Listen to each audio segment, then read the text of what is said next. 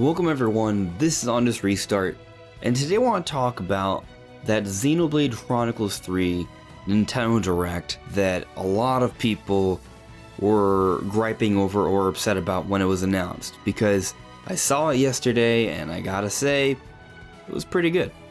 So today we're going to be focusing on what Xenoblade Chronicles 3 is doing right, and that's a lot.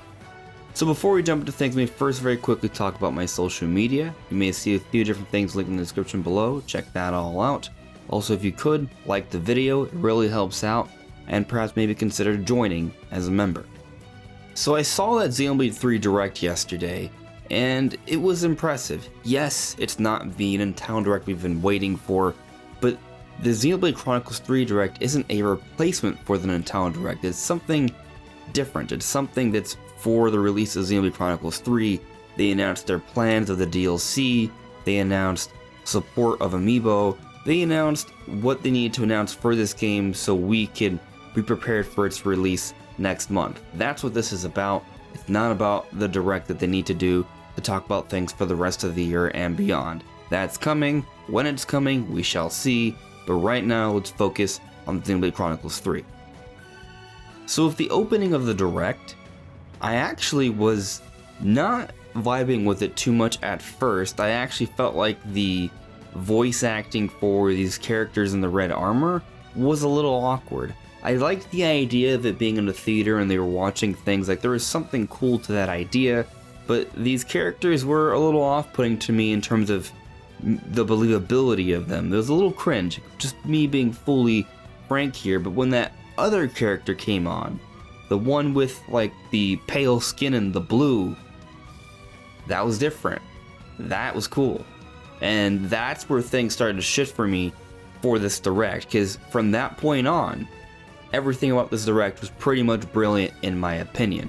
Yeah, there were a few things with some of the character models that may have been moving around a bit awkwardly, but as they presented the game and the story and the visuals, most of what I was seeing and enjoying was impressive, and it definitely got me excited for this game. Them finally giving us a good understanding of what the story entails, I think was a good idea. It's not so much that they spoiled the game for us. I really think they just gave us the initial bit of information just so we understand the premise.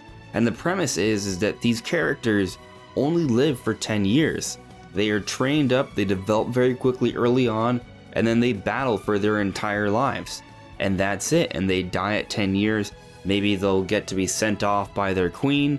If not, they die in battle. And then you have these particular characters, our main characters, who have the role of sort of singing off or allowing the fallen soldiers or warriors to rest in peace. And there's something to that I think is very somber but also impactful, and that's all stuff I totally appreciate.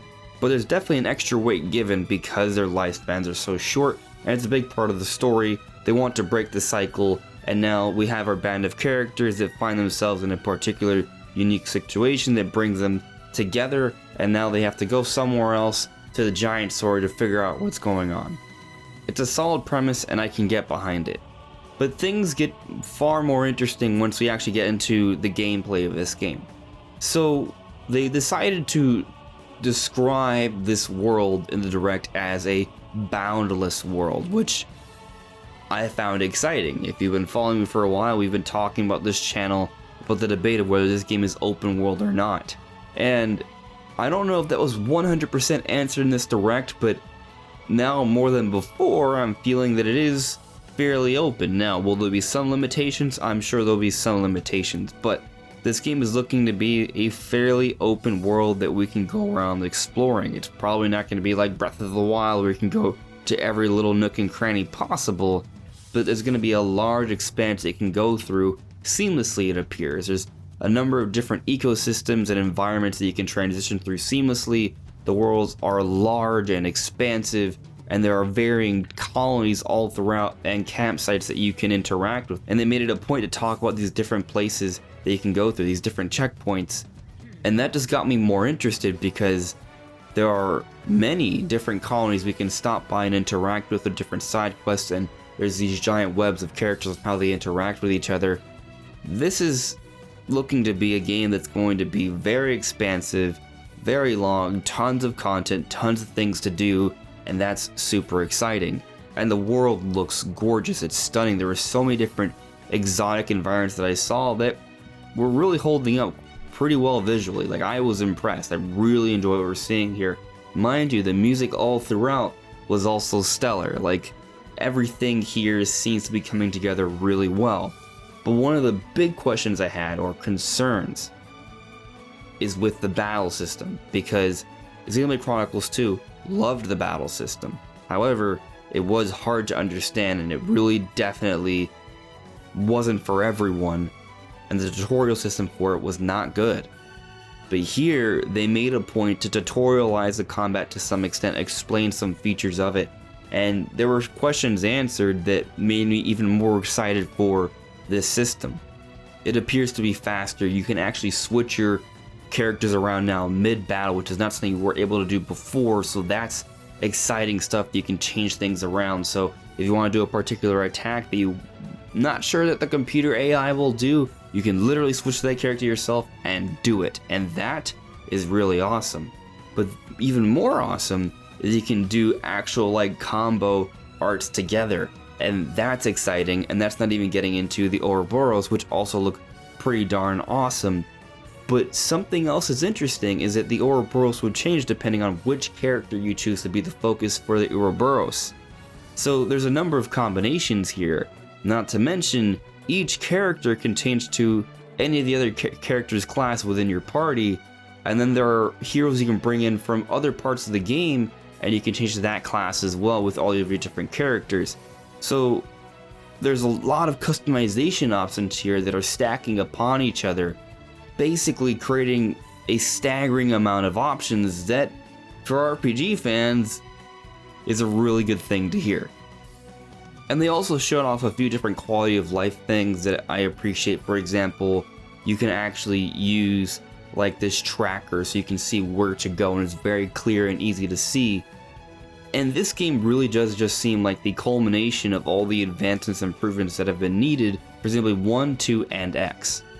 So my point here is that the Direct really did a great job of assuring me that Xenoblade Chronicles 3 is going to be the epitome of Xenoblade gameplay, the Xenoblade experience. So I think they hit it out of the park with this Direct. I'm actually really excited about it. I think they did an amazing job. I like that there's some amiibo support and we can use Shulk's Monado with the Shulk amiibo. That's appreciated. And I also like that they've already outlined their DLC plan as expected. And there's something exciting about seeing that image with the current sword of Noah right now, Rex's old sword with Pyra, and then the Monado from Shulk. Perhaps there'll be some interaction with previous heroes from different games with the DLC. Just a nice little thing to see as well.